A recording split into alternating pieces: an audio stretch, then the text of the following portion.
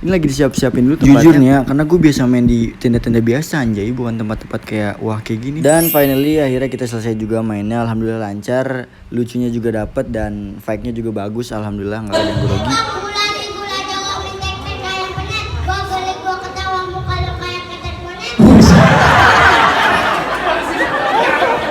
Nah itu sedikit cuplikannya buat kalian yang mau nonton, bisa lihat di YouTube. Nama channelnya Silat Bayangan Kelima Pancer. Nah habis itu kita langsung pulang, arah pulang, dan ini kita udah nyampe. Balik lagi ke sanggar buat ngumpul sama yang lain.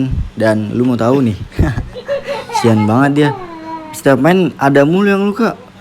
Katanya sih kena golok, tapi gue nggak tahu tuh golok bagian mana. Dan ini hasil sawer yang tadi kita main. Ini pertama kali sih gue disawer sama orang sebanyak ini ya. Dan totalnya kurang lebih 500.000.